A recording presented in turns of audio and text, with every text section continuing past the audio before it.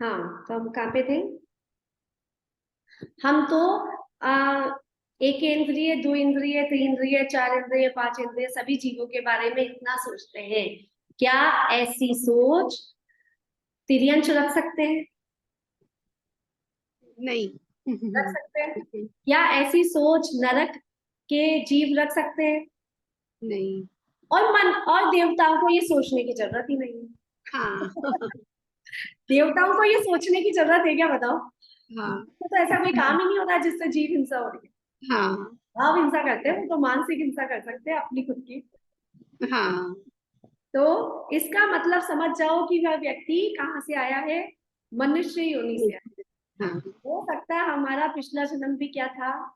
मनुष्य गति का ही हो। मनुष्य गति का ही था, वहीं से हम आए। अगर हम ऐसे परिणाम वाले हैं, अगर हम संतोषी हैं, सम्यक दृष्टि हैं, अगर हम पाप से डरते हैं और हित मित प्रिय वचन बोलते हैं, हाँ, ऐसा किसी सब। का बुरा कभी नहीं चाहते, मतलब कि हाँ, हाँ, कभी किसी का बुरा नहीं अपने बारे चाहते हम। में। हाँ। तो वो मनुष्य गति से आया है। लेकिन हाँ। लेकिन हम सब ने क्या की है? मायाचारी तो की है। हाँ, वो तो फुल रहती है इंसान के साथ। नहीं, और वो इंसान समझ। में नहीं, मायाचारी करके ही स्त्रीलिंग मिला है। हाँ, वो ही नहीं। और कई बार ऐसी होती है, हमें समझ नहीं आती, वो मायाचार में आ जाता हाँ, है। वो समझ नहीं आती है कि हम मायाचारी, लेकिन हमने कभी मायाचारी की तो हमें स्त्रीलिंग मिला हाँ। है ना? तो कोई बात नहीं, स्त्रीलिंग मिला है तो उससे कोई फर्क नहीं पड़ता है। लेकिन हम अभी कितना सम्यक दृष्टि हो रहे हैं, वो डिपेंड हाँ। करेगा आगे का हाँ। भव क्या है हमारा। उसके बाद जो अत्यधिक धन का संचय करते हैं, लोभी होते हैं, कम हाँ। खाते हैं, जमा ज्यादा करते हैं, वो कौन सी गति से आए हैं?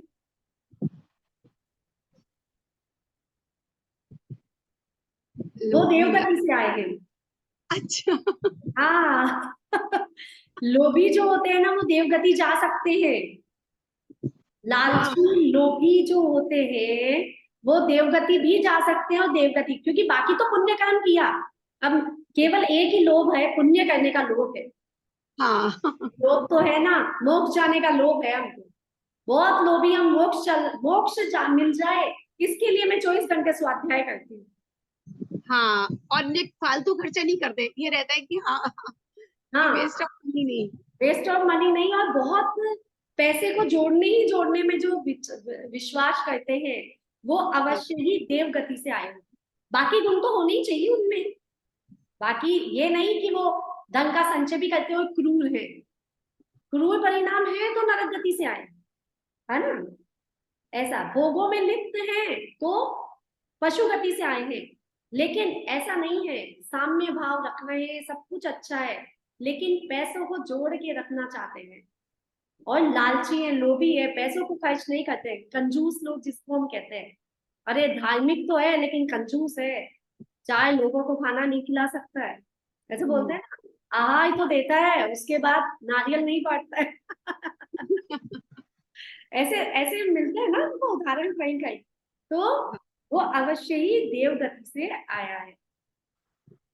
प्रत्येक जीव को प्रत्येक समय अपने परिणामों को संभालते रहना चाहिए। जैसे एक सैनिक को लड़ाई से पूर्व रक्षा संबंधी प्रशिक्षण दिया जाता है, उसी प्रकार जीव के लिए जरूरी है कि मरण के पहले अपने परिणामों को शुद्ध करके निर्मल करे। मतलब एक सैनिक को लड़ाई करने, लड़ाई में पता है उसको कि मैं मर भी सकता हूँ, हाँ। पता है। तो हमको भी पता है ना कि हम मर भी सकते हैं, कभी भी किसी भी क्षण मर कभी। सकते हैं। सैनिक को हम्म। भी पता है कभी भी किसी भी क्षण मर सकता है। सैनिक का मतलब है कि मरने गया, क्या बोलेंगे? मुझे सेना में जाना है, अरे मरने जाना है क्या, मरने का शौक है क्या? यही तो बोलते हम्म। हैं सब। हाँ। हाँ, तो जान हथेली पे लेके घूमना जान एक हथेली, तरीके। तो हमारी जान हथेली पे नहीं है क्या अभी? हाँ। लेकिन हमको डर नहीं है। हमको हाँ। डर नहीं है, वहां सेना में सैनिक को डर नहीं है, लेकिन उसके घर वालों को डर है। घर हाँ। वालों को तो डर है, कभी भी मर सकता है, सैनिक को डर नहीं है। वैसे ही हमारे प्रभु को तो डर नहीं है, हमारे वीतरागी प्रभु को डर नहीं है, क्योंकि उनको मालूम है मरेगा कौन? शरीर, आत्मा तो मरनी नहीं है, शरीर जाना है। हाँ। तो प्रभु को डर नहीं है। वो तो प्रभु को डर क्या है कि ऐसे ही ना मर जाए, हाँ जैसा जिया है वैसा ही ना मर जाए। तो इसलिए उन्होंने स्वाध्याय जिनवानी का ज्ञान दिया कि जिनवानी पढ़ने से तुम्हें समझ आ जाएगा कि तुम्हें मरना कैसा है। जैन धर्म जीने का धर्म नहीं है, जैन धर्म मरने का धर्म है, कि मरना कैसा है, हाँ, मृत्यु की तैयारी। मृत्यु की तैयारी का धर्म है, क्योंकि मरण का पता नहीं। तो सैनिकों को लड़ाई से पहले ही, युद्ध से पहले ही समझा दिया जाता है कैसे लड़ना है। वैसे ही हमें जैनियों को समझा दिया जाता है मरना कैसे, मरने का युद्ध कैसे करना है। ठीक है ना। तो अगर ये सफलता से हम समझ जाएंगे तो हमारे परिणाम कैसे हो जाएंगे, शुभ लेशिया वाले हो जाएंगे। हाँ, अगर हमारे परिणाम शुभ लेशिया वाले, तो जैसे उसके भाव होंगे वैसे ही उसकी गति होगी, जैसे उसके भाव होंगे वैसे ही गति होगी। कहते हैं ना, मरते समय उसके ऐसे भाव थे, ऐसे में गया होगा। स्टोरी बताई थी एक बार मैंने पहले। एक बार क्या होता है, कोई व्यक्ति मर जाता है, ठीक है। अब उसको क्या होता है कि जो यमराज जी होते हैं ना, उनको पता नहीं चलता है कि इसको मैं नरक में डालूं कि स्वर्ग में डालूं। यमराज जी बहुत कंफ्यूज हो जाते हैं, क्योंकि वो लेके बैठते हैं ना अपना बही खाता लेके बैठते हैं ना, तो क्या होता है कि बैलेंस शीट बराबर हो रही होती है। बैलेंस शीट कैसी हो रही है, बराबर हो रही है। उसको स्वर्ग में डालूं कि नरक में डालूं कि मनुष्य में डालूं, तेजस में डालूं, उनको कुछ समझ नहीं आता है यमराज को। तो वो क्या करते हैं, दो अपनी देवियों को भेज देते हैं, दो देवी देवता को उस पे भेज देते हैं, यहाँ पे धरती पे भेज देते हैं, और कहते हैं चुपके से जाके उसके घर के बाहर खड़े हो जाना, बस बातें सुन के आना। आदमी की अर्थी उठ के 1 घंटा होता है, या तो सब उसकी प्रशंसा करते हैं या फिर बुराइयां करना चालू हो जाते। देखा, अगर घर पे नहीं समझ आए तो तुम ऐसा करना, घर के पास वाले घर के बाहर जाके खड़े हो जाना, आसपास के 4 घर में जाके खड़े हो जाना, पता लग जाएगा उसको कहाँ भेजना है। वो दोनों वैसा ही करते हैं, घर के पास जाके घर पे खड़े होते हैं, तो कुछ लोग अफसोस मना रहे होते हैं कि इतना भला आदमी था क्यों चला गया, अभी से क्या उम्र थी। कुछ लोग कहते हैं वैसे भी जीने का मतलब ही क्या था उसका, पाप ही तो कर रहा था। फिर कंफ्यूजन ऐसे करके वो 3-4 घरों के बाद जाके खड़े होते हैं और देखते हैं कि लोग क्या बातें कर रहे हैं। कहते हैं बहुत ही गुणी व्यक्ति था, पूर्व जन्म में कोई पुण्य किया होगा जो ऐसा पुण्य आत्मा यहाँ इस जगह पे हुआ। कुछ कुछ कमियां थी उसकी, लोभी था, कंजूस था, मतलब ऐसे करता था वैसा करता था, लेकिन अच्छा आदमी था। हमें दुख में हमेशा सबके साथ खड़ा रहता था, परोपकारी था। 4 लाइनें बोली, समझ आ गई कि वह कैसा व्यक्ति था। तो मतलब लोगों की बातों ने समझा दिया कि वो व्यक्ति कैसा था, और उसकी आयु, उसको आयु बंद कहाँ का होना चाहिए। ठीक है, तो अंत समय में पता लग जाता है कि आपके परिणाम शुद्ध है, निर्मल है कि अशुद्ध परिणाम। जैसे उसके भाव होंगे वैसी ही गति होगी। माली जिस प्रकार उपवन की सुंदरता के लिए वृक्षों की काट छाट करता है, उसी प्रकार आप भी अपनी वासनाओं और कषायु रूपी शाखाओं को शुभ लेशियाओं के माध्यम से तराश सकते हैं एवं जीवन के लक्ष्य को सुगम बना सकते हैं। कैसे? जब हम स्वाध्याय करेंगे तब हमको समझ आने लग जाएगा कि हमारी लेशिया कैसे, लेशिया की बात चल रही है ना अभी, तो लेशिया मतलब हमारे परिणाम कैसे हैं। अब हम हर क्षण हर पल अपने परिणामों का शोधन कर सकते हैं कि अरे, जैसे अब कुछ होता है ना कि किसी को कुछ बता रहे होते हैं, जैसे मेरे पास बहुत सारे कॉल्स और वो सब आते हैं, आप लोगों को पता था, है ना, बहुत सारे कि दीदी ऐसा हो रहा है हमारे घर में, हम क्या करें। कभी किसी के लाइफ के लिए कोई प्रॉब्लम है, किसी के बेटे में कोई प्रॉब्लम है, किसी के परिवार में कोई प्रॉब्लम है, किसी के सास बहू के नहीं बन रही है, बहुत सारे ऐसे दुनिया भर के कॉल आते थे। अब तो अभी इन दिनों में तो कम हुए हैं, क्योंकि वो सब क्लासेस ही बंद कर दी है ना, अभी स्वाध्याय चल रहा है। ठीक है, तो कभी कभी तो हमेशा बताया उनको, हमेशा ऐसा कि उनके उपयोगी हो, हितकर हो, उनका परोपकार हो जाए, कैसे भी करके उनकी लाइफ सेटल हो जाए। है ना। मन में कभी भी स्वार्थ नहीं आया, लेकिन अगर मुझे स्वार्थ आ जाता कि इससे पैसे लेके ही काम करते हैं, यही जो काउंसलिंग होती है वो मैं पैसे लेके करती हूँ। अब पैसे लेके करने वाला काउंसलिंग वाला आदमी क्या करेगा मुझे पता, जितना पैसा उतनी काउंसलिंग करेगा, है ना।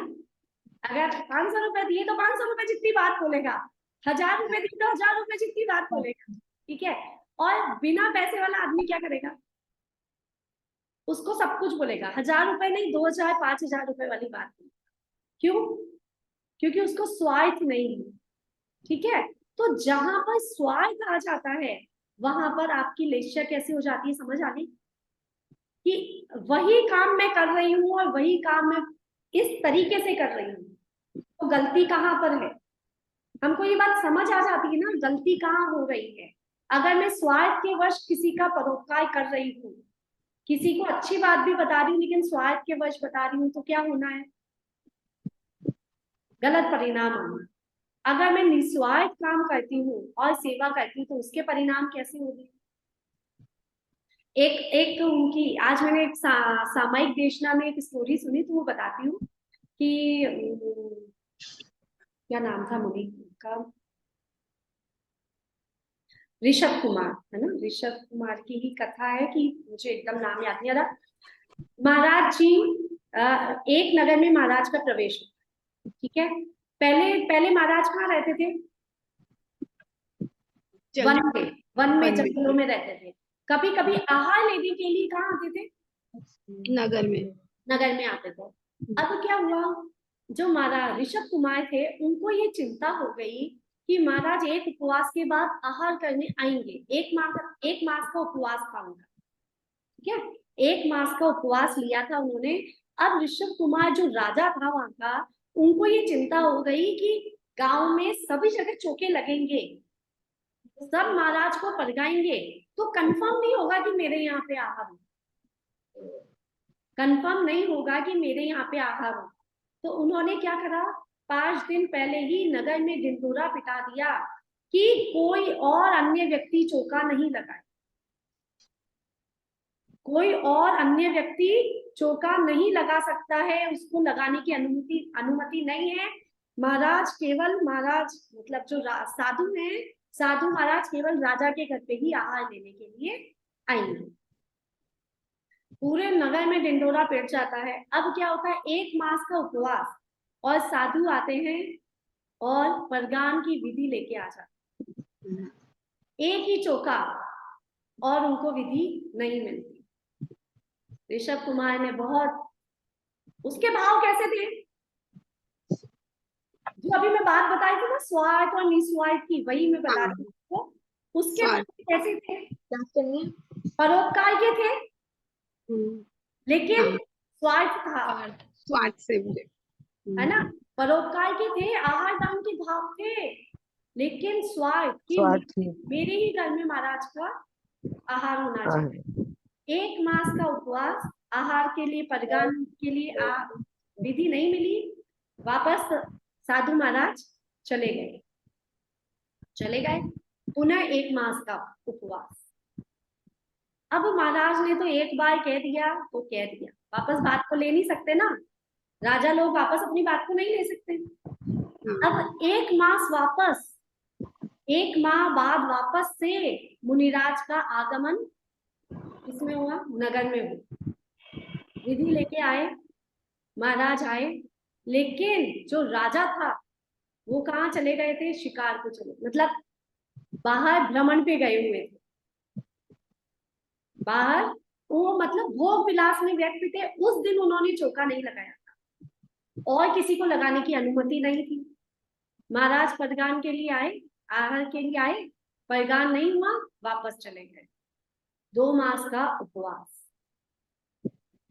2 मास के उपरांत वापस से आहारचर्या पे आए, तो भी क्या हुआ कि जब राजा के महल की ओर परगान के लिए जा रहे थे तो बीच में कोई जीव आ गए, मतलब पूरी स्टोरी आज ही पढ़ी थी मैंने, कोई ऐसा जीव आ गया तो वो उस तरफ नहीं जा सकते। नगर में चौका नहीं था। और किसी का चौका नहीं था। वापस चले गए। 3 मास का उपवास, ठीक है, 3 मास का उपवास, लेकिन चेहरे पे जरा भी रौनक नहीं गई, माथे पे सलवटें नहीं आई, किसी प्रकार का परिणाम नहीं था, ठीक है। तब क्या हुआ, नगर वासियों में से कुछ लोगों को होता क्या है, हमको चिंता, महाराज को चिंता नहीं है उपवास की, उनको तो हो रहा है कर्म निर्जरा हो रही है, मैंने कोई कर्म ऐसे किए जो मुझे आहार नहीं मिल रहा, कर्म की निर्जरा हो रही है, कोई प्रॉब्लम ही नहीं है, उनको तो कहीं भी कष्ट हो ही नहीं रहा है। लेकिन दुनिया को कष्ट हो जाता है, जैसे एक दिन विधि के लिए हमारे यहाँ महाराज जी विधि लेते हैं, अगर विधि प्रदान नहीं, विधि नहीं मिले तो उपवास कर लेंगे, ठीक है। हाँ।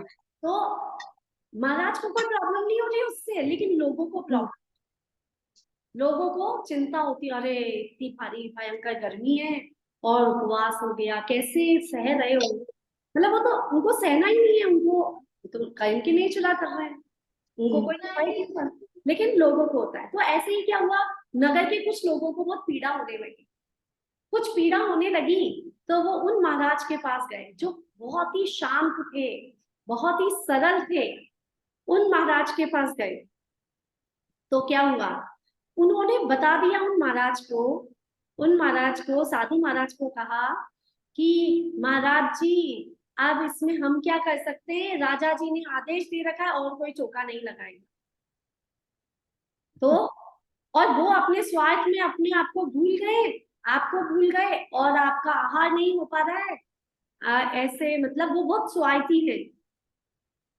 ऐसे करके राजा का भेद किसने खोला, लोगों ने खोला। महाराज के परिणाम 3 महीने तक कैसे थे बताओ। अच्छे थे, अच्छे थे 3 परिणाम, महीने तक तो अच्छे थे, लेकिन सुना उसके बाद शुद्ध राजा के प्रति वो हो गया। और जैसे ही ये सुना, और पता नहीं क्या हुआ, महाराज ने कहा राज्य के एक दिन मैं उनको देख लूंगा, एक भाव में मैं हाँ, उनको, रोष आ गया, क्रूर व्यवहार, एक पल क्रोध, के लिए क्रोध आ उनके क्या आ गया, क्रोध, क्रोध आ गया, ठीक है। राजा का बुरा होना था, अंतराय लगाई उन्होंने, किसी की आहार पे अंतराय लगाई तो उनका बुरा होना था, लेकिन महाराज जी ने अपने परिणाम बिगाड़ लिए तो उनका भी बुरा होना था, होना, उनका भी बुरा हुआ। ठीक है ना। जो मोक्ष जाने वाले थे, मोक्षकामी जी थे, हो जाता 4-5 महीने और उपवास हो जाता, मोक्ष चले जाते, लेकिन सेम इसके साथ एक और स्टोरी दे रखी। कृष्ण भगवान थे ना, जिसको हम कृष्ण बोलते हैं, अब आने वाले कृष्ण जो थे, नेमिनाथ भगवान के समय में कृष्ण जी, जैसे नेमिनाथ भगवान का ही है शायद उदाहरण, जैसे महाराज अवस्था में जब थे नेमिनाथ भगवान, तब कोई पीड़ा कुछ होती है ना, जैसे कुछ उधर रोग हो जाता है या कुछ भी, है ना। तो कृष्ण जी ने क्या किया, कृष्ण जी ने क्या किया, हम तो क्या करते हैं, अगर कोई महाराज जी को कोई पीड़ा है तो हम क्या कहेंगे, महाराज जी हमारे चौके, पहले से ही बोल के आ जाते हैं कि हमने औषधि तैयार कर रखी है, हमारे चौके में आ जाएंगे, ठीक है ना। जैसे कुछ लोग ऐसा कर लेते हैं, उन्होंने, कृष्ण जी ने क्या करा, पूरे नगर में औषधि से बने हुए लड्डू पूरे नगर में वितरित कर दिए, और कहा कि पूरा नगर वासी आप चौका लगाओ, जिसके यहाँ भी महाराज का प्रदान हो जाएगा वहां पे औषधि लग जाएगी महाराज। अब सोचो क्या परिणाम थे उनके, इतने से परिणाम, ये जो परिणाम बताए हैं, उन परिणामों से उन्होंने मोक्ष, तीर्थंकर प्रकृति का बंद कर दिया, मोक्ष गति का बंद कर दिया, है ना। पूरा लिखा हुआ था इसमें, मुझे एकदम से याद नहीं है। तो उन्होंने मोक्ष गति का बंद कर लिया, कब, उन्होंने स्वार्थ नहीं रखा, उनका परोपकार का मन था, उन्होंने परोपकार करने के लिए क्या करा, ऐसा नहीं कहा कि मेरे चौके में औषधि है, मेरे चौके में आ जाए, उन्होंने पूरे नगर में लड्डू बंटवा दिए कि ये शुद्ध लड्डू हैं और ये महाराज जी को जिसके भी चौके में आ जाएंगे। तो सोचो ऋषभ कुमार के परिणाम और कृष्ण जी के परिणाम, कितना अंतर हुआ। हाँ, ना, भावना एक ही, हाँ वही की महाराज का आहार हो जाए, लेकिन कितने स्वार्थ से भरे थे, और दोनों की भावना सेम, भावों के अंतर था दोनों में। भावों में अंतर। मैंने आपको बताया, हम अगर परोपकार करें तो उस परोपकार के साथ हमारी भावना कैसी है, स्वार्थ भावना है, निस्वार्थ भावना है, उससे हमारे आगे का भाव डिसाइड हो जाए। नहीं तो हम ये देखते हैं कि हजारों लोग दान दे रहे हैं, दे रहे हैं, दे रहे हैं। आज महाराज जी ने क्या कहा कि प्रतिमा कहीं भी स्थापित होनी है ना, वेदी वेदी वेदी निर्माण होता है, उससे पहले नाम लिखित जाता है। वेदी पे नाम लिखित जाता है कि फलाने व्यक्ति के द्वारा बनाया गया है, बनाई गई है। तो वो तो उनकी बात तो ये थी कि नाम शाश्वत है क्या? जब नहीं, जीव मतलब जीव तो शाश्वत है, जब शरीर शाश्वत नहीं है तो नाम शाश्वत है क्या? नाम चलेगा क्या अनंत काल तक? नाम तो किसका चला है? तीर्थंकर का चला है। पॉसिबल ही नहीं। हाँ, तीर्थंकर का चला है, वो भी अभी जब 24 तीर्थंकर दूसरे हो जाएंगे तो इन तीर्थंकर को भूल जाएंगे लोग। अभी हमको याद है क्या भविष्य के और भूतकाल के 24 तीर्थंकर के नाम? नहीं याद है। तो ऐसा कि स्वार्थ और निस्वार्थ भावना के साथ करे हुए कामों का परिणाम आपको बताएगा कि आप कौन सी गति में जाने वाले। ये लेशिया पढ़ने का मतलब यही है। इतना अभी तो बहुत डिटेल में है इसमें लेशिया, और हम पढ़ेंगे। मुझे बहुत अच्छा लगा ये, क्योंकि कर्म बंध जिसको भी हम पढ़ते हैं, कर्म के साथ जो भी चीजें पढ़ते हैं ना हम, तो ये कर्म का पैमाना है, आपके कर्म किस कोटि के हैं।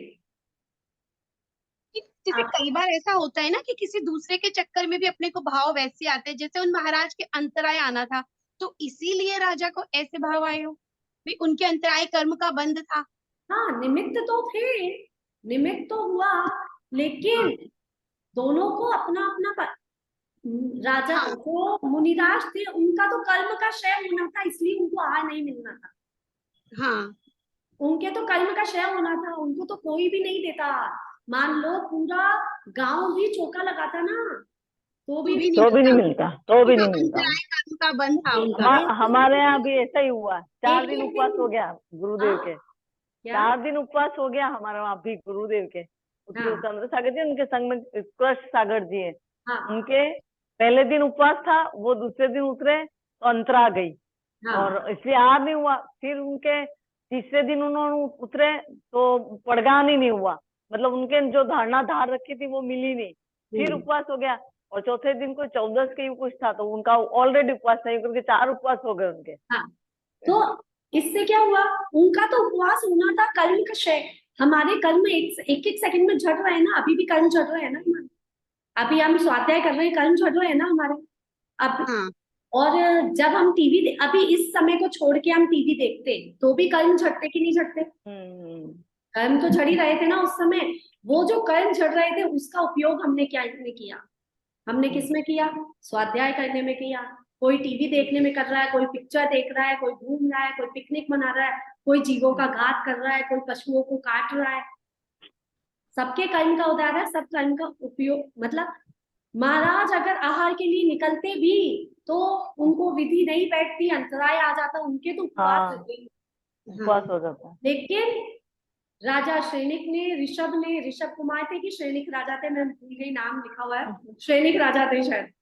तो उनका जो कर्म का उदय अपने आप ही आया कि उन्होंने ऐसा भाव रखा कि कोई भी चौका नहीं लगाएगा पूरे नगर में। तो ये उनका हो सकता है, जैसी गति वैसी मति।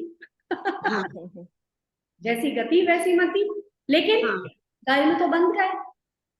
और किसी को अंतराय लगाने का कर्म का फल तो हम आदिनाथ भगवान के उदाहरण से ही समझ जाते हैं। ऐसा। तो इसका मतलब क्या था आज का पूरा इसको पढ़ने का मतलब हमारा ये था कि मुझे अच्छी लगी आज सामायिक। अभी इस क्लास से पहले ही आज उपवास है तो मैंने सामायिक ही कर रही थी, वो सामायिक देखना वो ही पढ़ रही थी। इतना अच्छा उदाहरण लगा मुझे ये स्वार्थ वाला कि बस मजा, कि हम आहार तो देते हैं लेकिन स्वार्थ होता है महाराज हमारे चौके में आ जाए। हम चले परगान के लिए खड़े हैं, हम ये नहीं बोलते महाराज का आहार निर्विघ्न हो जाए, अरे महाराज हमारे चौके में आ जाए, अरे हमारे चौके में आ जाए, अरे हमारे उधर विधि ना मिले तो अच्छा है हमारे विधि मिल जाए। मन में भाव हो ही जाते हैं, चौका लगाते हैं तो स्वार्थ आ ही जाता है थोड़ा बहुत तो है ना।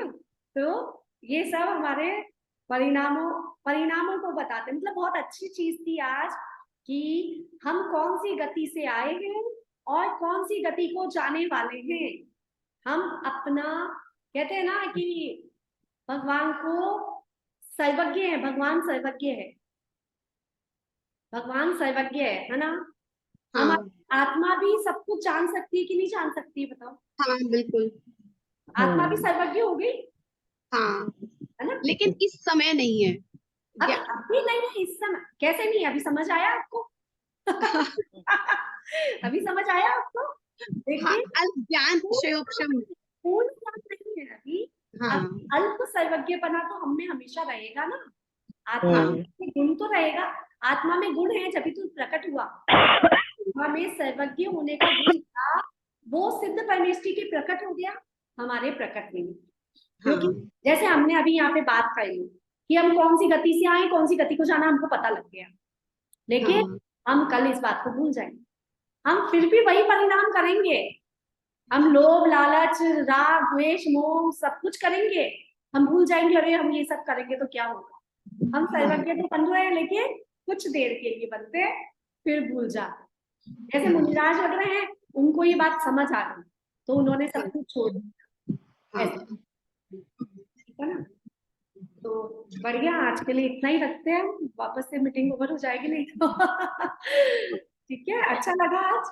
बहुत अच्छा। आज आपका उपवास 14 कैसे करा? हाँ, तत्वार्थ सूत्र। तत्वार सूत्र के। अच्छा तो उपवास से करते हैं। हाँ लेकिन उपवास के दिन इतना मन शांत रहता है, बढ़िया रहता है कि बस मजा हाँ आता है। पूरा दिन शास्त्र जी लेके पढ़। अब तो केवल शास्त्र जी निर्जला पढ़। उपास करते दीदी, हाँ हाँ निर्जला उपास करते। हाँ, मैंने कभी भी वास किया है निर्जल। बहुत बहुत मैं अनुमोदना। भी मैं भी उपवास हमेशा निर्जली करती हूँ। निर्जला ही करते हैं। फल तभी होता है। पर आपके पुण्य की बहुत अनुमोदना। हम भी बहुत ऐसे बहुत कर सकते अनुमोदना। हैं। हाँ थैंक यू। आप सबके पुण्य की अनुमोदना है कि मुझे उपवास करके भी यहाँ सामायिक करने का, ये स्वाध्याय करने का मौका मिल जाता है। आपके कारण हम आ जाते दीदी। आपके कारण ही हमको मिल रहा है, यूं कहो तो चले। हम आपने पहले हमारा मैसेज उपयोग देखते, सही दीदी ने करा लिंक दिया। डाली है तो हम बैठ जाते हैं। हाँ, नहीं, लिंक नहीं बढ़िया आई है। तो कहाँ से बैठेंगे। हमें ना क्वांटिटी से मतलब नहीं है, क्वालिटी से मतलब है। ज्यादा जने नहीं आएंगे तो भी चलेगा। 2-5 जने भी आ जाओगे ना तो क्लास लेने में मजा आता है। 2-5 नहीं जने लिया तो करो, हम आ जाए करेंगे। आज लगा। आज संडे था ना, मुझे क्लास लगानी होगी। मैं तो लेट मुझे गई भी थी। था कि आज नहीं होगी क्लास, हमको ये भी था लेट मेरे को भी। नहीं, पिछली बार भी ली थी हमने। हाँ लिए थे लिए। हाँ, संडे चला को ये तो ली थी। देखी तो लेट हो गई थी थोड़ा सा। संडे को स्टोरी। सोना जी संडे को क्लास रहेगी क्या? हाँ, हाँ हाँ, मतलब कोई आपका कोई काम ना आए, सब्जेक्ट कहीं अलग नहीं अलग जाएंगे लेते हैं आएंगे दीदी। लेंगे। नहीं तो फिर देखो बीच में अड़चन आ जाती है, हम लोगों के लेडीज वाली अड़चने हैं और कहीं आना जाना है, ये सब तो होता ही रहता है। तो जितना जब जब पॉसिबल होगा हम ले लेंगे। हाँ बहुत तो अभी हम नॉर्मल इन चीजों को पढ़ेंगे, उसके बाद हम रत्नकरण शाखाचार्य फिर बाद में लेंगे। अभी हम नॉर्मल इन चीजों को। दीदी स्टोरी वगैरह बताते हैं संडे में, उसके ऊपर क्लास हो जाती है, अच्छा लगता है। हाँ आज भी मैंने नए स्टोरी डाली है। नए सब्जेक्ट भी नए नए रहते हैं ना। अभी थोड़ी देर पहले ही स्टोरी बनाई है, डाली है। उसमें भी यही है कि हमारे मन से जो, मतलब स्टोरी बता देती हूँ जैसे कि एक पेड़ होता है, ठीक है ना, पेड़ है, वो कल्प इच्छा पूर्ति पेड़ है। इच्छा पूर्ति पेड़ होता है ना, जो मांगो वो मिलेगा, ठीक है। वृक्ष। तो एक वृक्ष ऐसा होता है तो उसके नीचे व्यक्ति बैठा होता है, उसको नींद आ जाती है, उठते ही वो, उसको पता नहीं होता ये इच्छा पूर्ति वृक्ष। स्टोरी सुना रहती हूँ, बाकी स्टोरी देख भी लेना यूट्यूब पे। तो उसको पता नहीं होता है कि ये इच्छा पूर्ति वृक्ष है। तो वो क्या करता है, सो के उठता है, बोलता है भगवान भूख लगी है, काश कुछ मिल जाता खाने को। और वो जैसे ही बोलता है उसके सामने खाना आ जाता है। है ना, बहुत सारे पकवान आ जाते हैं, तो वो उनको खा लेता है। अब क्या होता है, आप खाए जा रहे हो तो आप क्या बोलोगे, अरे भगवान पीने को भी मिल जाता है तो मजा आ जाता। क्योंकि खाए जाएंगे तो पीना तो चाहिए ना, पेय पदार्थ तो कुछ चाहिए। तो जैसे ही वो बोलता है शरबत और बहुत सारे पेय पदार्थ उसके सामने लाइन लगा के खड़े आ जाते हैं एकदम से, है ना। पी लेता है। जब शुदा शांत हो जाती है, जब नॉर्मल हो जाता है कि यार मैं जो मांग रहा हूँ वो पूरा हो रहा है, कहीं पेड़ के ऊपर भूत तो नहीं बैठा है। और ऐसा होगा, मैंने तो मांग लिया, भूत आ जाता। अब वो भूत आएगा और मुझे खा जाएगा। और बस खा जाता इच्छा है, पूर्ति हो गई। भूत आया और उसको खा गया। उसको खा गया। ठीक है, मतलब समझ आया? इच्छा पूर्ति। मतलब हम जो वाह सोचते जैसा। हैं, वैसा ही होता है। हम जैसे इच्छा सब सोचता है वैसे होता है। हर सही है। घर में हर व्यक्ति के पास, खुद के पास अपना इच्छा पूर्ति वृक्ष है कि नहीं है? हाँ हर व्यक्ति के पास, हमारे पास हमारा मन है, हमारे विचार शक्ति है, हमारी आत्मा है। हम अपनी आत्मा को बोलो यार मुझे ऐसा चाहिए, मतलब हम अपने आप को बोलो कि यार मैं तो बहुत ही सुंदर दिख रही हूँ, बहुत सुंदर दिख रही हूँ, बहुत ही अच्छी स्माइल है, मेरे बाल सुंदर, तो आप सुंदर दिखने लग जाओ। अब बोलो मैं तो पता नहीं कैसी दिखने लग गई हूँ आजकल, चेहरा भी वैसा ही हो गया, मुंह भी वैसा हो गया, बाल भी वैसे हो गया, अरे राम, मतलब कैसा दिखने लग गए, हम बहुत ही बुरे दिखने लग गए। तो इस स्टोरी का मतलब यही है कि हम जो बोलते हैं वैसा होता है, हम जो सोचते हैं वैसा ही होता है। और मैं मैनिफेस्टेशन की क्लासेस सिखाती थी, अफर्मेशन की क्लासेस सिखाती थी, भक्तामर हीलिंग सिखाई है मैंने, हर बार केवल एक ही बात बोली है, जो बोलोगे वही होगा, जो सोचोगे वही होगा। राजा ने 3 माह तक, राजा के कारण 3 माह तक उपवास हुआ महाराज का, उन्होंने अशुभ विचार नहीं लाए, तो उनकी चर्या कितनी बढ़िया थी, अच्छा था, सब कुछ अच्छा था।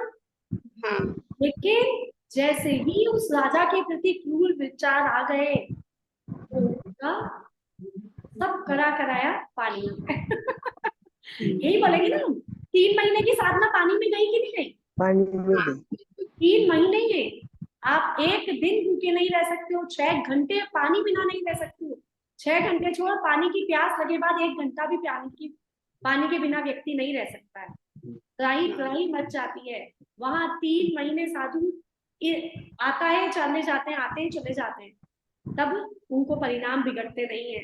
लेकिन जरा से किसी के प्रति परिणाम बिगड़े और सब खराब करें। हम भी यही करते हैं, हम भी अपने बच्चों को पढ़ाते हैं, किस लिए पढ़ा रहे हैं हम, कि बच्चा अच्छी तरक्की करे, बच्चा नाम रोशन करे, बच्चा संस्कार अच्छे पढ़े, सब कुछ मतलब अच्छा अच्छा करते किसके लिए, उद्देश्य क्या है। और फिर हम दिन पर बच्चा, तू पढ़ता तो है नहीं कुछ, तेरा कुछ भी नहीं हो सकता, तुझे किताब हाथ में तो मुझे देखा नहीं, तेरा कुछ नहीं हो सकता। मैं खुद भी ऐसे बोलती हूँ। कितनी बार हम ऐसा बोल देते हैं बच्चों को कि तुम पढ़ते तो हो नहीं, इन पर टीवी देखते हो, मोबाइल देखते हो, तुम्हारा कुछ नहीं हो सकता। और हमको क्या बोलना चाहिए, बेटा पढ़ लोगे तो ऊंचे व्यक्ति बनोगे, बेटा पढ़ लोगे तो कामयाबी हासिल करोगे, बेटा पढ़ लो तो तुम्हें ये सब मिलेगा। लेकिन हम बातों बातों में, अनजाने में बोलते हैं और नेगेटिविटी हमारे हाथ में आ जाती है। हाँ अच्छा, छोटा सा बच्चा होता है, छोटा सा बच्चा पहली बार जब चलना सीखता है, पहली बार अरे तू गिर नहीं जाए, अरे गिर मत जाना, अरे गिर जाएंगे, गिर जाता है। और उसको बोलो तू नहीं गिरेगा बेटा, धीरे धीरे चलो चलो चलो, 10 कदम चलो, है ना।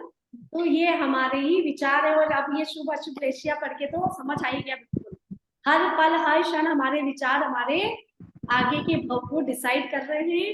जैसे राजा शय ने कौन से नरक की आयु बांधी थी और कौन से नरक में पहुंच गए, 7वें से पहले में कैसे पहुंचे, 7वीं से पहले उनके विचार परिणाम। के परिणाम। विचारों के परिणाम। तो हम भी कैसे भी अभी तक कैसे भी परिणाम हुए हो, लेकिन अब परिणाम सुधार लें, हाँ ठीक है ना। चलो बहुत ही बढ़िया, थैंक यू सो मच आप सबका आने के लिए। मिनिका जी, हाँ जी।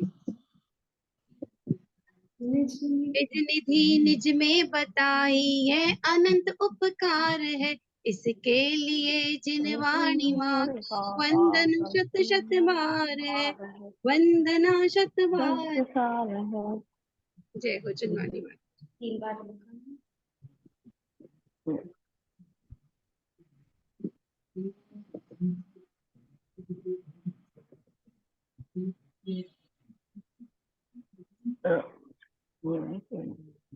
जय जय। जय जय जिनेन्द्र। जय जिनेन्द्र सभी को। जय जिनेन्द्र। जय जिनेन्द्र सभी।